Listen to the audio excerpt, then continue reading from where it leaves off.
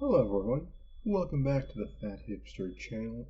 It is I, John, and today I'm going to be finally trying a new flavor of Buldak ramen that I purchased for the first time in June, and that order seemingly disappeared into ether, and I ordered a second time off a different company.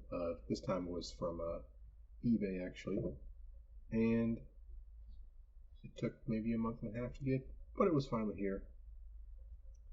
And we finally have it in our hands. This is the Buldak banana flavor.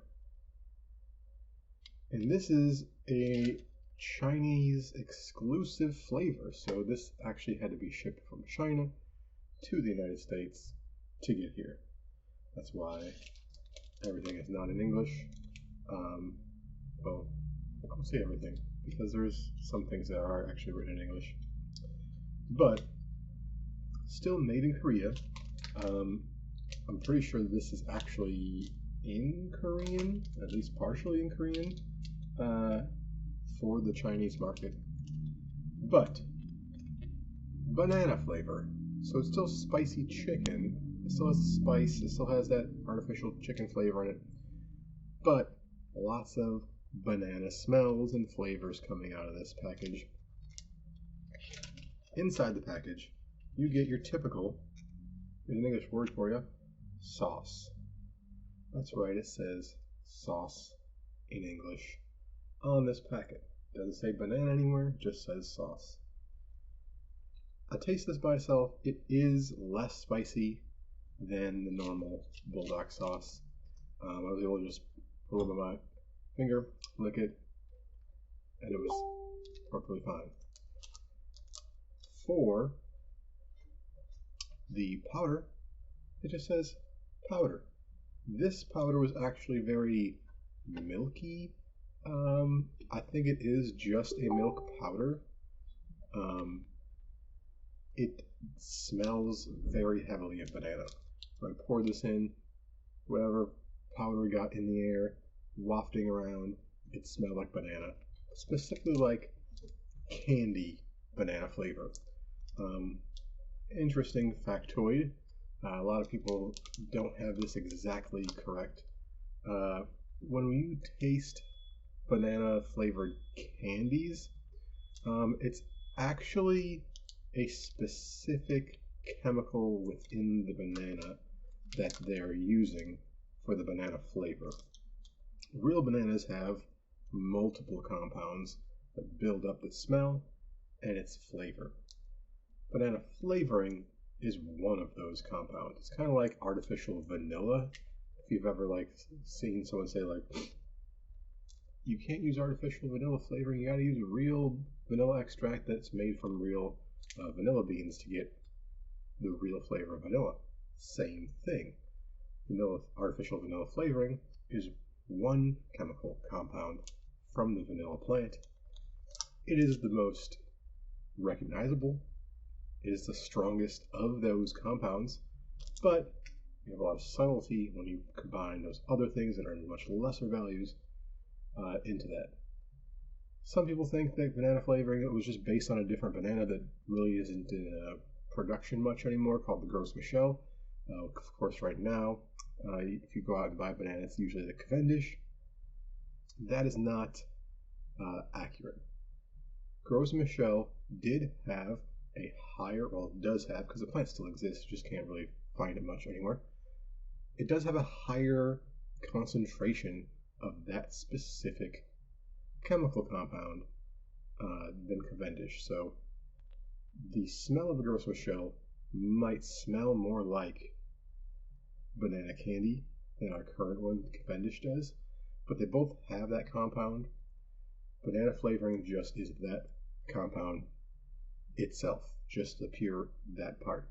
So that's why some people get confused that it's based on that old banana.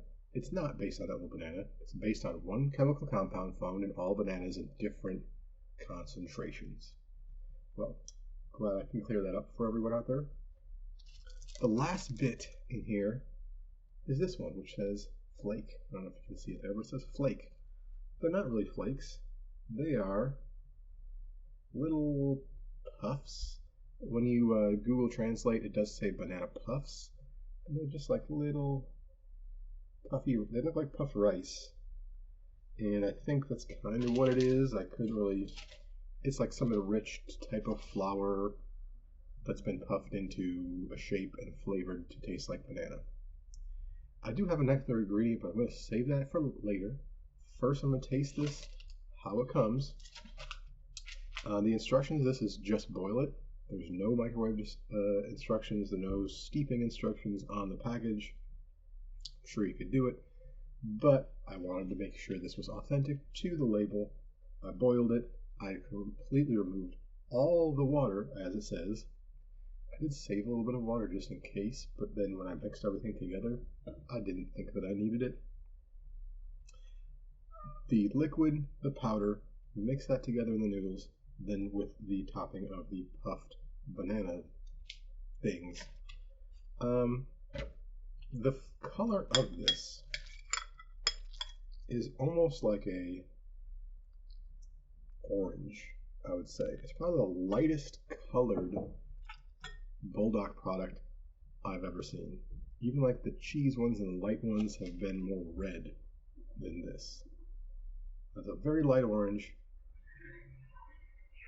It smells a lot like banana. When I mixed it with my fork here just now, very banana came out. Let's go ahead and give it a taste. Let's see if the banana flavor translates. And it's good with this chicken and the spice.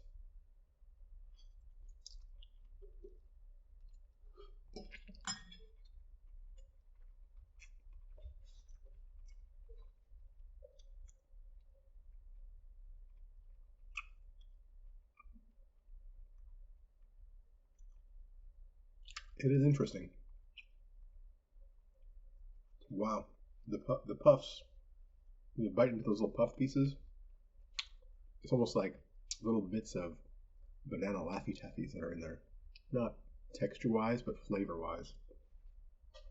Texture-wise, they're kind of not crispy, they're almost tough, but that's just because it's been shipped all the way over here from China. Might not be the freshest or in the best conditions when it came here, but it's not bad. It's not like too hard or like you're biting into a rock or anything. It chews up nicely. Get the second bite.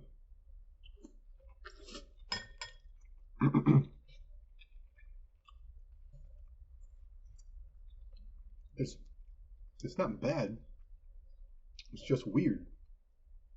Like savory, spicy chicken, candy, banana.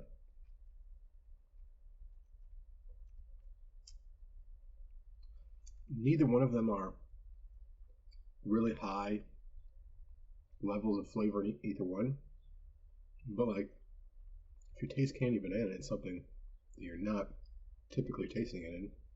Just kind of surprising. Is this my favorite Buldak? Not really. It's a cool idea. The flavors come out, like I taste banana, both in the powder and in the puffs. The sauce doesn't have any banana flavoring at all. What I'm going to do next, about a week and a half ago, I sliced and dehydrated a bunch of Cavendish bananas. I'm going to take a couple of these and throw them in there. If I were to do this again, I'd probably put it in, I don't know if I put it in the water when it's boiling. Maybe. Because these banana chips that I dehydrated, they're not like snappy crispy, they have like a little bit of bend to them. But they're a little on the chewy side. And they're really good.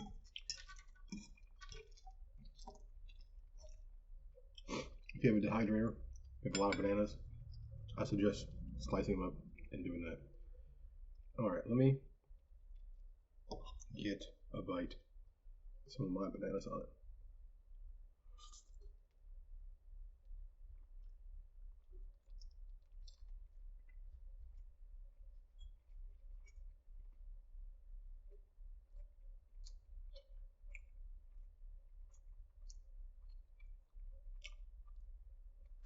No, actually, the flavors of the real bananas kind of like mellow out that extreme candy-like flavor that the banana flavoring has by itself. At least in my opinion. I think I would either, next time I dehydrated these, do it like just a little bit longer until they got to that really crispy state, or chop them up more, or rehydrate them before I put them in there so they kind of soften up a bit more.